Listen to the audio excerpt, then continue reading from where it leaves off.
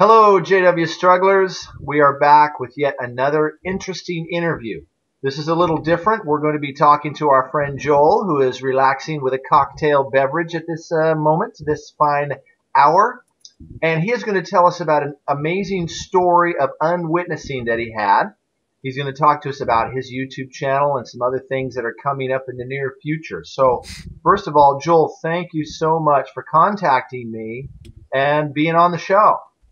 Absolutely. Hey, Eric. I hope you're doing well. And this is just water here. Never mind me. This is just I like having olives and water. It's just water. Trust me. Just olives and water. So, well, hopefully the water will help with the interview. You'll be very relaxed and at ease. It always seems to. All right. So look, Joel. Here you are. You're at the was it McDonald's? Yeah. So this morning I had a couple of minutes to kill, and it was 10:30, and it had been a long time since I've been trolling for Jehovah's Witnesses. I like to, go into McDonald's, and right around 10:30 Saturday mornings, you'll usually find them. If you go looking for them, you'll find them. They like the dollar menu. I think that's what attracts them. Like moths to a light. So anyways, it's 10:30. You can figure they've already been out in service for 1 hour, and they're looking for a break because it's very strenuous exertion in this really nice weather we're having. I'm sure they're just sweating a lot, and they Back needed a of that break. minivan, driving around and around. Exactly. I mean, you can completely understand because I think we've both been there once or twice. Yeah. So I decided to go ahead and take advantage of this very predictable behavior pattern that they have as part of their cult recruiting rituals. Okay. So, I found one. I came out of the bathroom and I walked by a guy dressed like a used car salesman, and I put two and two together when I saw who he was with. So I ordered my food, and I was lucky enough to be able to sit down at the table right next to them, within 5 feet. Nice. So Could be Holy Spirit. Could have been. It wasn't the martini at that point. Not yet. So I got my food. I'm sipping on my coffee, and they're just doing a little chatter thing. And I kind of speak up. I go, "Are you guys out in service?" And the lady closest to me goes, "Oh, yeah." She goes, "And you are?" I go, "I'm Joel. Nice to meet you." She goes, "Oh, Joel, what congregation do you go to?" I go, "Well, I used to go to Gulfport way back in the day down in Florida when I lived there." She goes, "Oh, are you just up here visiting?" I'm like, "No, I live here." She goes, "Oh, well, are you going to be going to the memorial?" And I go, "Oh, yeah, I'll be there with some friends." And she's like, "Oh, okay, because I was going to give you an invitation." And I told her, "Well, actually, we're not planning on going inside." And she doesn't say anything, and it's just like silence at the table because they're all tuned into our conversation. So I let her sit on that for about 4 or 5 seconds, and I go, "Actually, my friends and I are going to be showing up with some signs, and we're going to be protesting the child molestation and the blood doctrine and shunning and tearing apart of families and the ever-changing doctrines like 1914 and how it's just, really negatively impacted people." Silence. All right. And hold on. Now, you said this in a very matter-of-fact way. You wasn't like you said, "Oh, yeah. I'm going to protest." You just said, "I'm protesting this, this, and this." Really? Just like Anybody that? who watches my channel on a regular basis knows that I have an extreme anger problem and that I will get in your face and scream at you all day long over like nothing. So yeah, I was very, very, very controlled and just very conversational and just matter of fact. I was just like, well, I literally told her, and this is exactly how I said it. Because, I mean, I've been told before to work on my sense, stress, and modulation. So I really took that to heart, And I told her, I was like, well, literally, word for word, I was like, actually, I will be there. And, we're going to have signs. I didn't say it. I did not try to be attacking them, or I wasn't looking for a fight. And yet I knew that was going to create a moment of extreme uncomfort for them. I know that they were thinking, "Oh my God, this guy's a crazy apostate that's talking to us. Why is he talking to us? He's an apostate. He's crazy." And so at the height of that awkward moment that I created for them, I said, "But guys, I want you to know, I don't hate you guys. We don't hate you guys. I have nothing but love in my heart for you guys. I said, because that used to be me sitting right next to you, sipping that small coffee and eating that parfait at 10:35 in the morning on a Saturday morning. That's how I grew up. I go, so I don't hate you guys. I just, I know. I go, you're my brothers and sisters. And so I told him, I was like, I just don't like the fact that I grew up being told that this generation, 1914, will not pass away before we see Armageddon. I go, and that was taught to us as if it came from Jehovah's mouth. I said, it was always put across like it was handed from Jehovah to the governing body, from the governing body to the writing department, from the writing department to some presses and stuff, and from there out to us. And we viewed it like and it was in talk after talk. This was our reality. And at this point, the elder, I'm assuming he was an elder. I think he was an elder. He pipes up and he goes, well, I lived through 1975. He goes, I was there for 1975.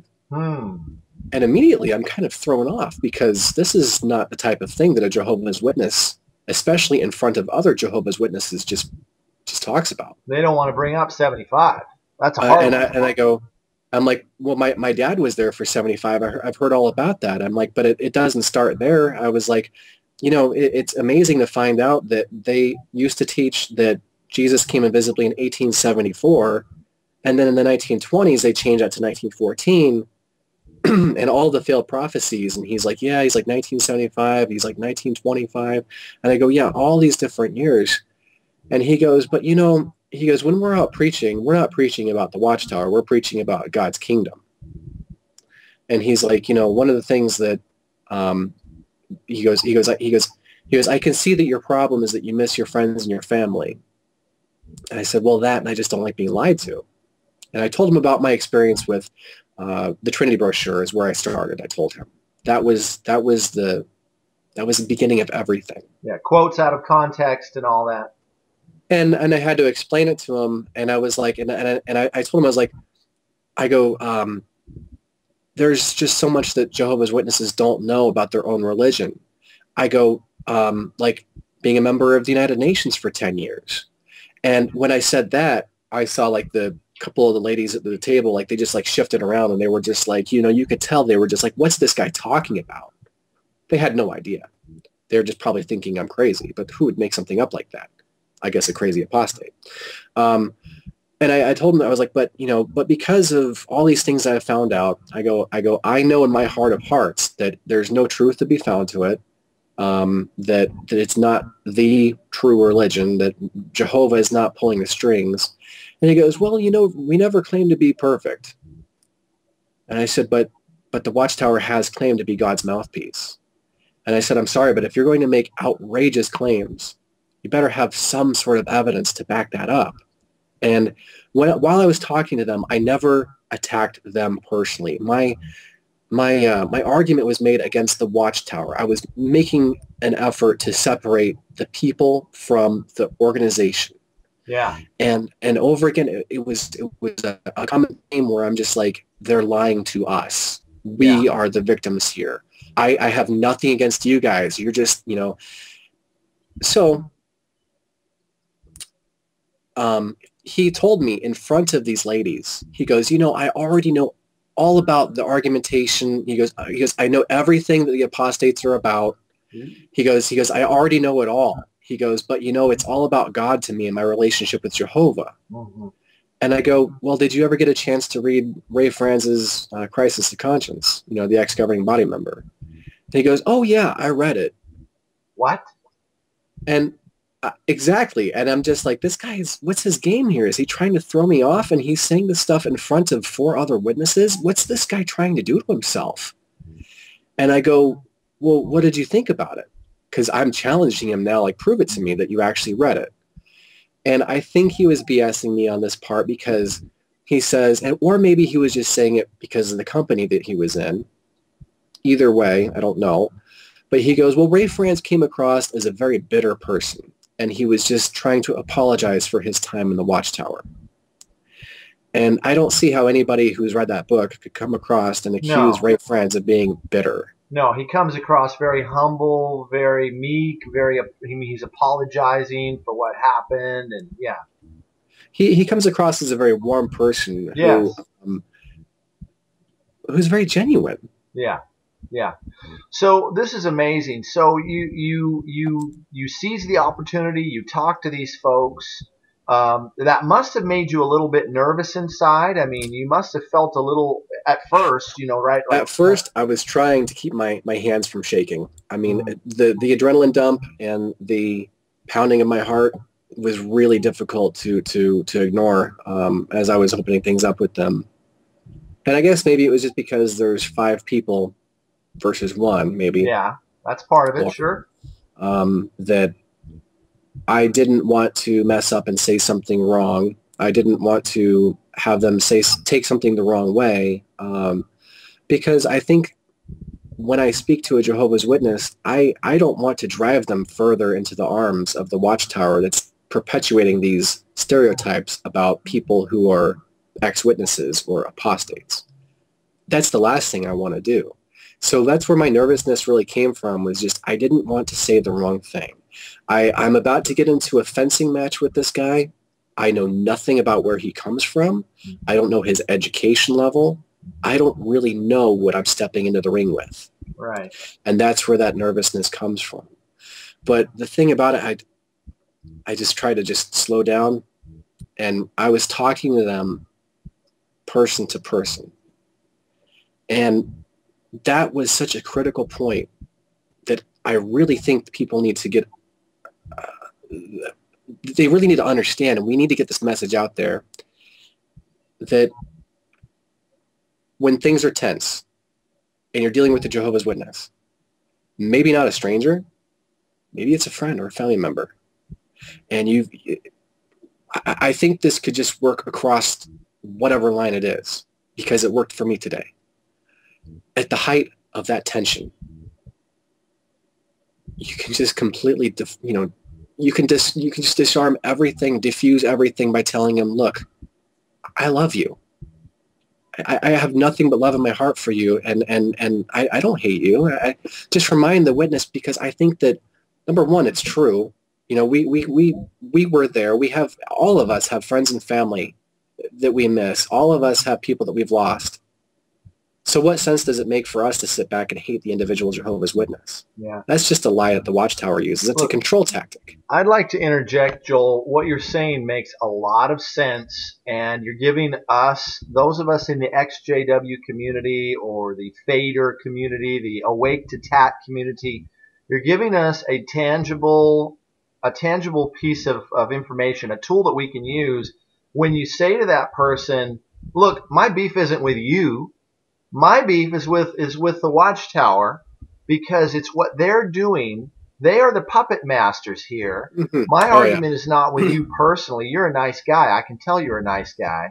But I have an issue with shunning, with the blood ban, and et cetera, et cetera. Okay, so what happened next? How did it end? Okay. So, the ladies didn't say a word after I opened up and told them what I was planning on doing with the memorial, because the elder guy kind of piped up, or the guy that, like I said, I think he's an elder, but he took over the conversation, and they very quietly ate. I could tell that, I mean, I was really surprised, because when I started out, I was thinking, all right, I'm going to tell them this, and I bet they're just going to get up and walk out of here. That's all they're going to do. And so I was really shocked that, like I said, I think that telling them that I don't hate you guys, I love you guys, I think that just diffused the whole situation to a point. So they finished their food. They didn't say anything. And they, all 4 of them, they did the little, are you guys ready to go? Okay, yeah. And they, all 4 of the ladies, they all stood up at the same time, and they had to walk past me. And again, I put my hand up, and I slowed him down. And I said, again, this is after we've been talking for 10 minutes. I said, I really want you guys to understand that I have nothing but love in my heart for you guys. And I told them, there's a lot of ex-Jehovah's Witnesses out there on YouTube and Facebook, and we don't hate you guys. We just have love in our hearts for you guys. Mm-hmm. And do you know what she said to me? Mm-mm. She goes, well, we love you too. Aww. Have a nice day, like that. I think we're onto something with this. Mm-hmm. You see all these videos on YouTube about the interactions with Jehovah's Witnesses, and you see that one. Maybe you can find that clip where the lady's out in service. The guy's got a camera in her face. He's asking her questions, and then she snaps off. She goes, "He's an apostate. Let's go," and she just walks right away. And we have example after example on of these guys that make these videos where a witness just feels like I guess like they're being attacked, and so their defense mechanism is to just, they're going to get out of there. They don't want to talk to you. They're, you know, you're bird food at Armageddon. You know, they're going to live in your house and you know, drive your boat around after you're gone, and that's what they're planning on doing. So I just think it's funny just to because they don't know how to handle that. When you tell them and you break that stereotype, because the Watchtower is telling them all these things about us, and that we're trying to carry them off and all that, and that's not true. And I think that when we hit them from an angle that they're not prepared for, and it comes from a very genuine place, they don't know how to handle it. So I was very blown away that this Jehovah's Witness in front of other Jehovah's Witnesses told me that. Mm-hmm. I mean, I don't know what to, I mean, I really think that we're onto something here. So after they left, and the elder guy slowly starts getting up, like he was waiting for them to leave. Mm-hmm. He comes over and he sits down in front of me. And I go, it seems like you understand that the Watchtower is guilty of these things. Like you know that the Watchtower has done all these things. And he goes, yeah, I know. He goes, and you're right. He goes, I know about all these things that you're talking about. He goes, I know about the organ transplants and the changed doctrines and the false prophecies. He goes, I know about all of it. So he's been doing research online. It's the only way. I'm just dumbfounded. I go, you're awake, aren't you? And he just sits there blinking at me. Like maybe this was the first time he's ever even admitted to somebody, for all I know. But I said, you're not a brainwashed, indoctrinated someone who lets someone else do their thinking for them. And he goes, like what you were saying about the literature. He goes, it's just like how you wouldn't believe everything you see in a newspaper. He goes, it's the same thing with the Watchtower literature. He goes, it's just propaganda like that. He goes, it's all just a bunch of propaganda techniques. And I'm like, did you just say I'm just thinking, yeah. Is he referring to propaganda techniques? You know, our boy Prop Tech, really? Did he just, is this my mind? It's my mind. Joel, did you teach him the secret handshake? Did you teach him the secret handshake? Oh, I should. Well, I didn't want to let all of our secrets loose. You forgot. No, I didn't forget. Okay, so what are the odds of this happening? Now, Joel, I would like to interject a brief story about, I had something similar happen to me, and then I want to hear your stunning conclusion to this. I went to a funeral about a year ago, a JW funeral. I've talked about this a little bit here and there on my channel. And after the funeral, it's 300 JWs there, and they're all, you know, shunning me. They know me. I'm apostate enemy number 1.5. And afterwards, this witness man comes up to me and he reaches out and says, nice to meet you. And he calls me Ray. And I'm thinking, I thought he meant his name was Ray. And I said, oh, are you Ray? And he goes, no, nice to meet you, Ray. And he winks at me. Well, I go by Ray Publisher on Jehovah'sWitness.net, that big forum. Mm-hmm. He knew me from the internet. I was like a minor celebrity to him. He knew me, and he was thrilled to meet me. And I thought to myself, I could go to almost any Kingdom Hall across the country, and there's probably 1 or 2 or 3 J-dubs that are awake, like this guy that you met, that might even know me or know He you. was he was definitely, you know, he asked me if I was born again. And I said, well, you know, after leaving the Watchtower, I was baptized in the name of the Father, Son, and the Holy Spirit. And I go, but you know that the Watchtower hasn't done that since like the 80s. And he goes, yeah, I know. They changed it so they couldn't be sued when they disfellowship people. Oh, And I'm just like, this guy is for real. Like, he 1985. knows. That's when he knows. He's up on it. He is. But it was still like, you know, you could tell he was still, and I asked him, I go, okay, so how do you do it? I go, so obviously you know that the Watchtower is a lie. How do you support that? Because I'm not capable of going back in and preaching and supporting something that I don't believe for a second. My conscience, I just can't do that. Mm-hmm. And he goes, well, I guess that's just the difference between you and me because I can. And it was a moment of honesty, and I really felt bad for him Mm-hmm. right then and there because it's, you know, and this was like an older gentleman. He had white hair. He said that he was there for 1975, so I'm imagining he was a little bit older. And I'm just thinking, more likely, your entire family and friends and everybody that you know, you're trapped, buddy. That's all I was Yeah, thinking. and it's kids, it's grandkids. He's got grandkids that he'll never see if he leaves. Never see him again. So it was very, it was so eye-opening. You know, he told me, you know, when he mentioned, you know, I know all about the medical doctrines. And I go, I know. I go, isn't it so sick to think that if I let my daughter die because I didn't allow her to have a blood transfusion, if Jesus was in the hospital room with me, do you really think that he'd high-five me and say, good job? And the guy just shook his head. You know, of course not. Think about that for a second, you know.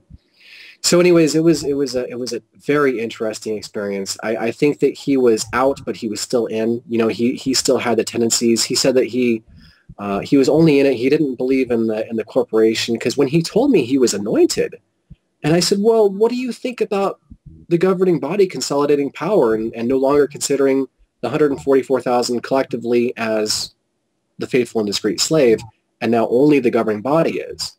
And again, he goes, well, that was just one way for the corporation to seize more power. So he was kind of a little bit of a paradox in my mind because I was really trying to gauge like where is this guy, because he seems like he's out, but then he keeps on saying like things that just make you think that he's still in that mindset. But really, it's like the point is no normal Jehovah's Witness would have ever talked to me like that. No. So there's got to be, and I've always heard about these people. They're like fifth column, the people that are awake, the conscious class. I've always heard of them, but I'd never met one. And I told him, I'm like, no, if every elder, if everybody had the mindset that you had, we wouldn't have torn families. We wouldn't have the problems that the Watchtower has. And he's like, I know. But he told me that he actually appreciated the fact that I was brave enough to talk to them, and that I felt, you know, compelled enough to actually speak out and try to talk to people like that. Mm-hmm. And again, like what normal Jehovah's Witness would say such a thing? Right. This guy had to be awake. This guy had to be mostly out of that grave. Yeah. I'm still just so surprised. Right. I'm Well, and so look, who knows what kind of repercussions you might have with these four ladies as well. They may go and start typing up United Nations Jehovah's Witnesses to confirm for themselves this is a lie. I don't believe it. Type it up, search it. You know what? To me, that would be, we were talking about having signs in front of the memorial. That would be a sign right there to put up. Did you know the Watchtower Society was a member of the UN for 10 years? And then Google it. You don't have to believe my sign. Google it. Yeah. It's right there. Yeah, so we're getting all geared up for Monday night. There's going to be a joint production between me and the snarky apologist. Ah, okay. So Yeah. Monday, April the 14th, you're talking about the memorial for Jehovah's Witnesses, right? Yeah, not April 20th. I know, I know. I was driving. I was trying to think and drive, and I got the date wrong. Go on. So yeah, I've got a couple of signs ready already, and I think I'm going to wait till they're actually completely done to show any pictures of them, but I bought some LED lighting kits. So with any luck, if it works out the way I want it to, or the way I have it in my mind, I'm going to hit them on the way in. Me and Snarky, we're gonna create some snark-infested waters just outside of the Kingdom Hall. The puns are beginning to flow. Yeah. Oh, don't get between me and my puns, buddy. Yeah, we're very tasteful signs. We're not going to do the Westboro Baptist Church thing. We've already got the clearance from the local police department, so everything is on the up and up. And after it gets dark and they're leaving the parking lot, I have a strategy for. You see, the thing I want is I want to capture the attention of the young people. I want to get that 10-year-old. I want to get the 12-year-old. I want to get the teenager. I want to get the person who's having doubts. I want to get Bible that study that's there for the first time. Exactly. So part of that is I got some nifty little drawings. I got a cartoon on one of my signs, and I'm hoping will and just a very simple sign with a little cartoon. So I'm using humor with the whole thing, but also I'm going to have the LED backlighting to where after it gets dark, the signs will be lit up, and that should hopefully grab the attention and be very difficult to ignore, especially if you're a young person. I can just, and then I'm going to have a camera with any luck. If I can get this thing working, I'm going to have a POV, like a little camera on my lapel. And so I'll actually be able to get like people's responses, which might not be all positive. I mean, I don't know. I've never done one of these things before, but I don't think I'm going to go over very well with a lot of these witnesses. So we'll see what happens. Right. But look, Joel, I like your approach in that you're trying to be loving about it. You're not trying to put up signs that say Jehovah's Witnesses are going to hell. You know, that doesn't work. I'm going to have a sign that says I'm out here tonight because I love you guys. Yeah. And that's one of my signs. And it's not that I'm trying to tell them that, I'm not trying to tell them that Jehovah is a lie or that I'm not attacking I'm attacking things that they cannot deny. Yeah. Telling them to Google Candace Condi, JW Facts. Just pretty simple signs. I'm not going to be in their face or too obnoxious. I'll be obnoxious, but not too obnoxious. Think about it. Yeah. I'll get back to you on that one. No, I love it. But, now, can I ask you a question about something you mentioned earlier? Sure. You said that you had called the police and okayed this with them. Is that a matter of calling and saying, I want to do a peaceful demonstration, such and such a day, such and such a time? Well, I just want you to know. Is that how that works? Yeah, I explained to him exactly what it was. I told them that, a couple of friends of mine, we want to protest the Jehovah's Witnesses Memorial. I said it's their yearly, it's kind of, I explained that it's kind of like their Easter thing because I think that's what most people would understand at this time of year and everything. And I just called up the police department. I said, do I require any sort of a permit to have a demonstration out there? And it was the records department of the police station that I talked to. And they put me on hold for about 5 minutes. They came back and they said, no. They said, as long as you're on public property, we do not require you to have a permit and you'd be completely on the up and up. So, and I explained to the police officer too. I was like, what happens if they call you guys and we haven't done anything? She's like, well, that does happen. So just give us a call just before you get out there and remind us that you'll be there. And then I told know that you can call the police. They know I'm here. Everything's going to be on video, and we're going to record everything. Yeah, it's a peaceful demonstration. Yeah, I'm not throwing things at them. Yeah, I'm not doing like there's not going to be anything like obscene or R-rated or anything like that at all. It's just hitting them hard where it hurts. It's hitting them in places where they cannot defend against. Who can defend against the fact that they protected child molestation. Mm-hmm. Officially. Yeah. Well, and also the fact that you're messing with their programming when you say, I'm here because I love you. You know, it's Exactly. just like, look, in Acts chapter 7 at the end when they're stoning Stephen, Stephen's saying, God, please forgive them for this sin. He's saying, God, forgive them right as they're killing him. So you're saying, look, I'm not, you know, I don't hate you guys. I love you. And then you have the signs. And that might be the only way that it could work. You know, I think it's I going to be think great. that this is something that we have to adopt. We have to Yeah. get this message out that so Yeah. far it's had some really positive impact.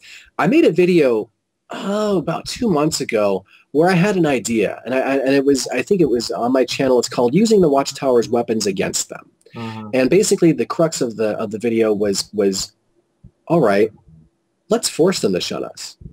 Let's be super nice to our friends and family. Let's reach out to them and let's not recognize the shunning thing. Let's remind them every once in a while that, hey, I'm still alive. I'm not dead. I love you. I have nothing against you. I don't hate you. I miss you so much. Force them to make that decision to shun you. Make it painful for them. I do that. Maybe they start thinking. Yeah. I do that. I would say at least once a week, I bump into a J-Dub that, you know, that gets that blank look on their face and walks past me. And if they go right past me, I always say hello. Hey, Paul, how you doing? Mm-hmm. You know. But you know what? And they usually say hi back. Yeah. Well, that's such a hard thing for people to do, is just acknowledge your existence. But you know what? Already, I've had people message me. People have left comments saying that, you know what, this works. Mm-hmm. And I know that it's the only thing that makes sense to me, because I think that to a certain extent, the Watchtower is they're probably betting on the fact that disgruntled ex-members works towards their benefit to a certain amount, because it helps to scare other people into staying in line. It feeds into the persecution complex too. Exactly. So why play their game? Mm-hmm. Let's come at them from an angle that they're completely unprepared for. Yeah. Absolutely. So like I said, I've had some really, really positive responses to the whole thing. And it's such an easy concept. And whether or not, you know, whatever your belief structure is, at the end of the day, you're aligning yourself with the positive forces of the universe. You know, you're refusing to play into their game by being that bitter hatred apostate or whatever. And you know what? It feels good, because just telling people that, you know, like, they're not allowed to say this back to you, it really, I think, triggers an amount of cognitive dissonance in them that is very difficult for them to deal with. Yeah. And I think that's the whole key, because at a certain point, they're not going to be able to deal with it anymore. Mm-hmm. And they're going to want to look outside. And the hold that the Watchtower has over them, it's going to loosen. Yeah. I think we're onto something here. I mean, maybe it's just my imagination, but I really think that we are onto something tangible. Mm-hmm. So let's wrap this up, Joel, because I'm excited to get to the part where we jump ahead and we see your video after you finish it on Monday night, the 14th. So, do you expect to have this on? I mean, like within the next few days afterwards, or you need a week, or how, you know, are you going to get it on and then let us know, because we want to watch it. Yeah. Well, you know, my YouTube channel is The Unwitness, kind of like the Uncola. I am the Sprite of the watch, or the 7-Up of the Watchtower world. And, I love it. Yeah. But yeah, I would just say probably I'm going to get this out as quickly as I can. And I know that Starkey's probably going to, you know, we're both going to have videos on both of our channels. And awesome. I'll send out a tweet. I'll send out a tweet as soon as it's live. Let me know. Okay, right on. Thanks for having me. I feel special now that I've been on your channel. I feel like a real apostate now. I bless you, Joel the Unwitness. I deputize you.